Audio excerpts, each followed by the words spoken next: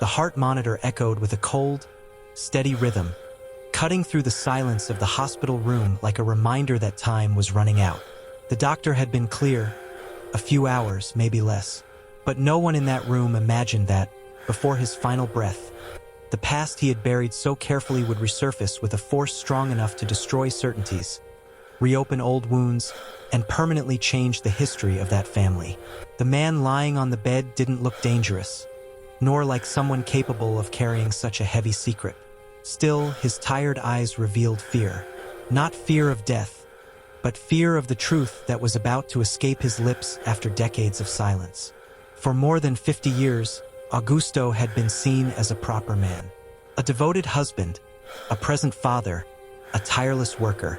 He never raised his voice, never got involved in scandals, never gave anyone a reason to doubt him. His life seemed simple, predictable, almost invisible. And perhaps that was his greatest disguise. Because while everyone saw an ordinary man, Augusto lived every day with the feeling that the past was only waiting for the right moment to return. He knew it wasn't a matter of if, but when. And now, with his breathing failing and his body giving up, that moment had arrived. The family stood around the bed. His wife held his hand tightly, as if sheer willpower could stop death. The children watched in silence, each trapped in their own thoughts, trying to reconcile the fragile man before them with the strong figure they had known all their lives. None of them realized that Augusto was fighting something far greater than illness. He was fighting the decision he had postponed for decades. To die with the secret or release the truth, even if it meant destroying everything he had built. The first word escaped as a barely audible whisper. His wife leaned closer, thinking he was delirious. But what he said was not confusion. It was a name no one in that room recognized. A name that didn't belong to the family, didn't appear in photo albums, wasn't mentioned in old stories. Yet, when Augusto spoke it, his eyes filled with tears. It wasn't just a name. It was the key to everything he had tried to hide. Silence took over the room, heavy, uncomfortable. His wife frowned in confusion. The children exchanged glances. Someone asked who that person was. Augusto tried to answer, but his voice failed. The heart monitor accelerated, as if his body reacted to the weight of the truth about to be revealed. At that moment, it became clear this wasn't a deathbed hallucination. It was a confession cut short, and that was worse than any answer. After his death, grief filled the house. A simple funeral, few words, restrained hugs. Everyone tried to hold on to the image they had of Augusto, because questioning it felt like betraying his memory. But the name kept echoing. His wife couldn't forget it. The children, no matter how hard they tried to move on, felt something was wrong.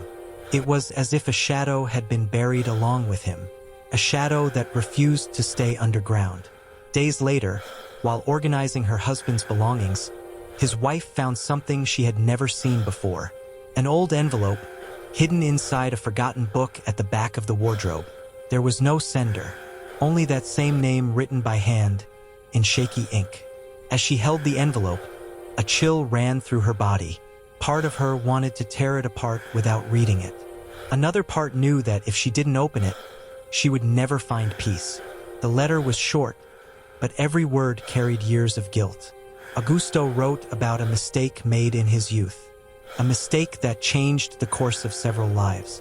He spoke of a choice made out of fear, of a broken promise, of someone left behind while he moved on pretending nothing had happened. He didn't ask his wife for forgiveness. He asked forgiveness from the person whose name he had spoken in the hospital. And for the first time, his wife realized she may never have truly known the man she spent her life with. The revelation hit the family like a bomb. The children were divided. One wanted answers immediately. Another preferred to pretend none of it existed. But truth has a cruel trait. Once revealed, it demands to be faced. No matter how painful, no matter how destructive. And the deeper they searched, the clearer it became that Augusto's past wasn't just an old story. It was still alive, and it had real consequences in the present. The search led them to a small town none of them had ever heard of. There, they found records, old photos, and people who still remembered the young man who left promising to return. They discovered someone had waited.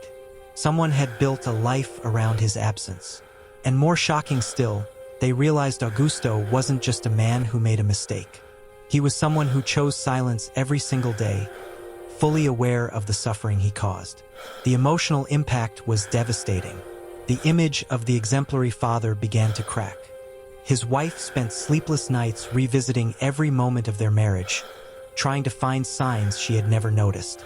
The children struggled with conflicting emotions: anger, pity, sadness, shame. They wondered whether the love they received was genuine or just an attempt to compensate for something that could never be fixed. Amid the chaos, a difficult decision emerged: to find the person linked to that name. Not to confront, not to demand anything, but to understand. To close a chapter Augusto had left open, either out of cowardice or fear. The journey was silent. Each kilometer seemed to take them further from the family they thought they were, and closer to a truth they might have preferred not to know. When they finally met that person, they realized the past hadn't disappeared. It had simply aged. The eyes carried the marks of time, but also something deeper: the certainty that life could have been different. There was no hatred, no shouting, only a quiet sadness, painful acceptance, and somehow that was even harder to face. The conversation was brief but intense. They learned Augusto had tried to erase that chapter. He changed cities, changed his life, even altered his name in some records. He did everything possible to ensure the past would never catch up with him. And he succeeded, for decades, until the end. But even buried, the past didn't die. It waited, and it chose the worst, or perhaps the most honest, moment to resurface. On the way home, no one spoke. There were no more accusations, no defenses. Only a silent understanding that Augusto's legacy wasn't just what he built, but also what he destroyed. The farewell wasn't only to a man. It was to the myth they had created around him. And for some, that hurt more than his death. With time, the family learned to live with the truth. There was no perfect reconciliation, no fairy tale ending.